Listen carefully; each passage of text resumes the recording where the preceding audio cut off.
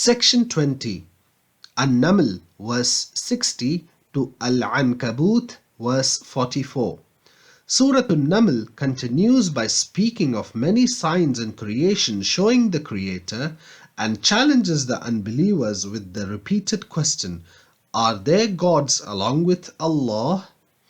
This is followed by the talk of some of the frightening scenes of the Day of Judgment while clarifying that it is a day of total justice.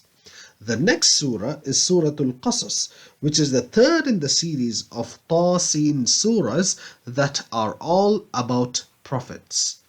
This surah completes the discussion of the previous two surahs by focusing on the different stories in the life of one prophet, Musa alayhi salam.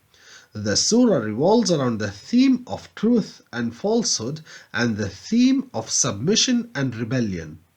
These themes are discussed through the prism of the life of Musa alayhi salam.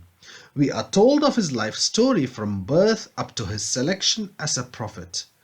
Thus, the surah begins with the oppression of the Pharaoh and immediately moves on to the divine plan in saving Musa alayhi salam from the murderous intent of Pharaoh. We are then told of how he was raised in the household of Pharaoh, how as a young man he killed an Egyptian and then had to flee for his life, and his marriage to the daughter of Shu'aib alayhi salam. He is then appointed as a prophet and returns to Egypt, calling for the salvation of his people. The surah tells us a second story, the story of Haroon, the cousin of Musa alayhi salam, who exulted in the unbelievable wealth he had, denying it as being from Allah and not paying any heed to the advice he was given.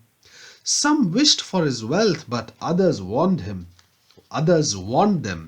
Eventually, he died in an earthquake, and he and all his wealth disappeared into the earth.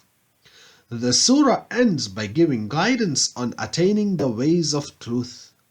The section ends with the beginning of the first of a series of 4 surahs that begin with the symbolic letters Alif Lam Mim.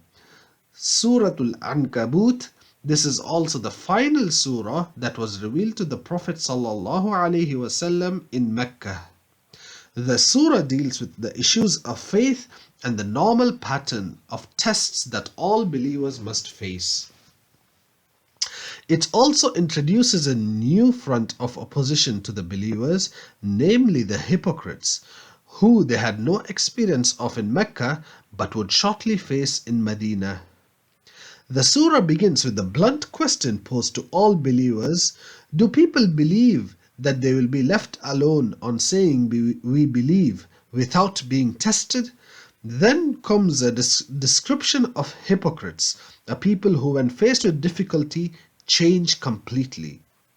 Then we are told of prophets who faced unbelievable persecution yet remained firm.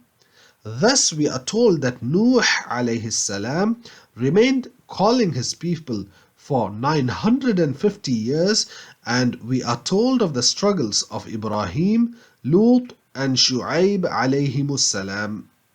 We are then reminded that all deniers are destroyed through different modes of punishment due to their sins. The section ends with a parable describing the nature of rejection being as flimsy as a spider's web.